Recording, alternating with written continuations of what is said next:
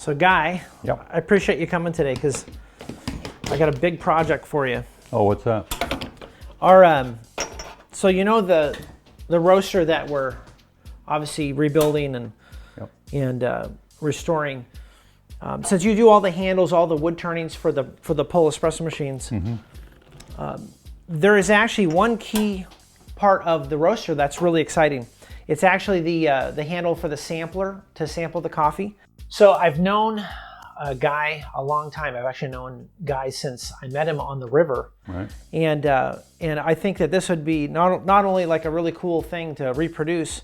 The one that was originally on it, which is the original one, it got broken during the transport. So we've got to somehow reproduce it in a way that looks, Thank you. authentic, like it was meant to be. Right. There was one thing on the roaster that needed to be remade, which is the handle on the coffee roaster, the bean checker, and it's the most pinnacle part of the roaster. That's what you're using all day when you're sampling, when you're roasting on it. You need to check the beans. Okay. And then the other thing is that I guess at this point we probably want to figure out whether we can actually have the same wood, or whether the wood that was on it was anything that was exotic. I'm sure it was some type of species that was probably common at the time. We can figure that out. Yeah, so I figured we'll have an espresso shot and walk out there and check out whether or not it's doable to reproduce it exactly the same way. But it is kind of like the coolest part of the whole roaster, because it's where you sample the actual coffee. So I'm excited. We can do it. Very quick espresso, and then we can walk out there. Oh, that's good. Thank you. So you want to walk out there and Sure. not to rush you. That was What's so cool about Guy is he's just passionate about woodworking. He's passionate about making things perfect, and he's a perfectionist. So you've seen this before, but I haven't shown you the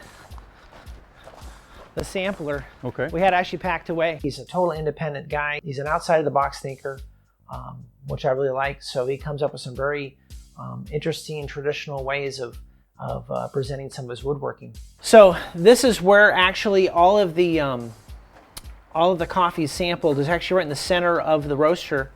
And this is the tragic part of it, which I'm not too bummed out, because I'm sure that when we make one, it's going to be even better. This actually broke during transit. And here's the sampler. Oh, wow. He makes all kinds of other things, but his passion definitely lies in the small details. Yeah, And it should be either use interesting. the same kind of wood, or something else if you want to. When we first started building the pull machines, I asked him, I said, hey Guy, do you want to help me with the pull machines and bring your woodworking skills on the wood turning on the lathe, and kind of bring a different element to the machines. And you probably want to keep this for gauging. Right. Well, let's go in the shop and check it out. And so we're very fortunate to have him on our team. It's like putting frosting on the cake. I mean, if this doesn't work, nothing's worth it. That's right. Exactly. So we probably want to first take a look. You got some sandpaper to... Okay. Yeah, and I think all of our sandpaper's in there, right there. We just cleaned up and moved stuff all around. Yeah, anything will do. It doesn't even matter, yeah.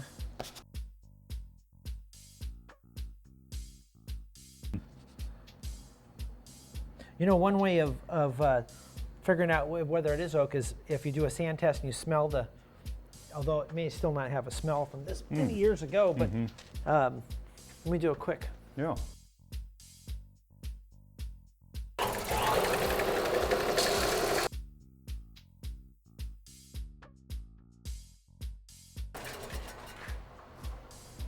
Yep. Yeah, you just smell it coming off the sandpaper. Yeah. Yep, that's oak. Right. Awesome, so we know what it is. And we've got some oak here in the shop. Okay. All right, great.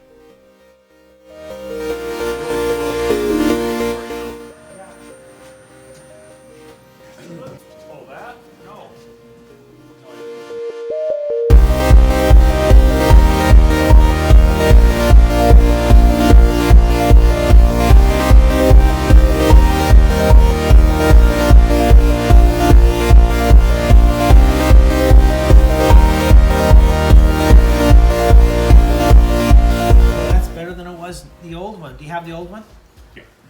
Let's do a side-by-side. Before and after. So all we gotta do is put the bolt in it. That's it. You're done. Yeah. Look at that. That's gorgeous. Definitely improvement. Thank you. Yes. So that is gorgeous. That's brand new. Yep. Let's go put her in. Okay. I'll let you do the honors. Oh, thank Of course, you. the last thing we'll do is we'll put a bolt in it. But Yeah. while we're restoring it, I'll probably keep the bolt out of it. Yeah. Look at that. Ta-da! Great job, man. That is just so pretty. That looks like it was supposed to be there. It is supposed to be there. Yeah. Yeah. So the last thing is this little bolt we'll put on it. Yeah. Secure it in, but I love the natural, what kind of finish did you put on her? Tongue oil. Tongue oil? Okay. I like that. That'll be nice because if it ever gets scratched, we can just put a little more oil on it. Yeah. You don't have to worry about it scuffing.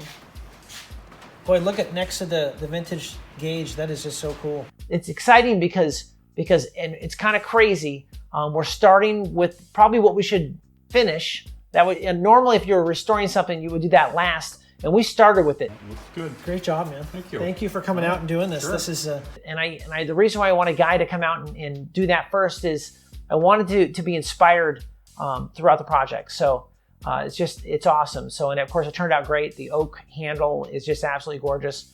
We probably do it in reverse. You know, you restore it, then you do this final part. But Yeah. I'm glad that we at least did that. It gives us inspiration. You're inspiring us for the restoration. It's awesome. So, and of course, it turned out great. The oak handle is just absolutely gorgeous. And of course, if we wear that one out, we know where to get another one as well.